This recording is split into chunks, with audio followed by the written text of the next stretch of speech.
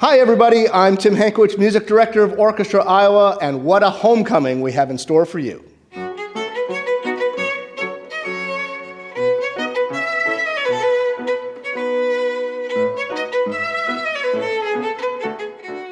It is always a treat when we have a local hero who is born and raised here, who's gone on to great things, to come back and perform for our audiences.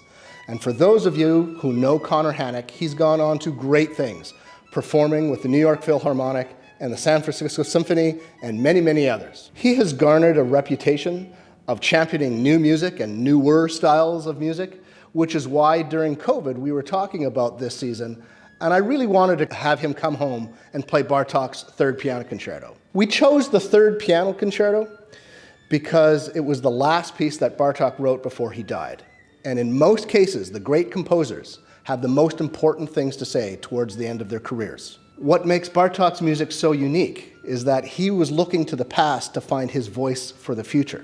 Bartok, in addition to being a composer, started this area of study called ethnomusicology, which essentially was going into the countryside and recording and transcribing folk songs, songs that have been in people's cultures for thousands of years. And these folk songs have a scale system that is completely different than major and minor keys that we take for granted today. And so there is a very otherworld quality about many of these folk songs. And so as he was collecting these folk songs, it would imbue his own musical style, both harmonically and melodically. So when you're listening to his music, you will hear these interesting turns of phrases and these bluesy notes that come out of nowhere, and that comes from his interest in folk song. At the same time, the music that he writes has a cadence or an inflection that reflects the Hungarian language.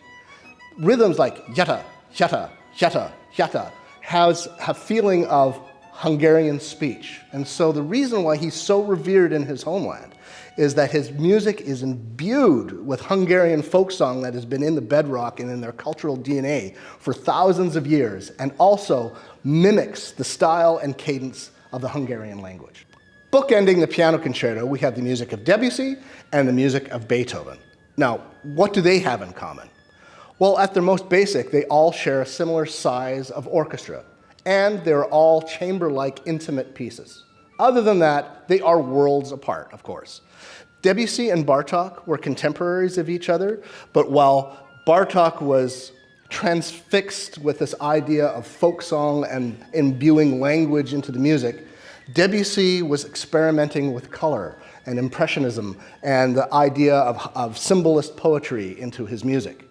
And so those two branches of compositional thought went in very opposite directions, even though they were contemporaries of each other. Beethoven, on the other hand, was a revolutionary composer who ushered in the Romantic era from the Classical era. But nevertheless, his music too was also designed to be more intimate and also a lot of dialogue between instruments of the orchestra.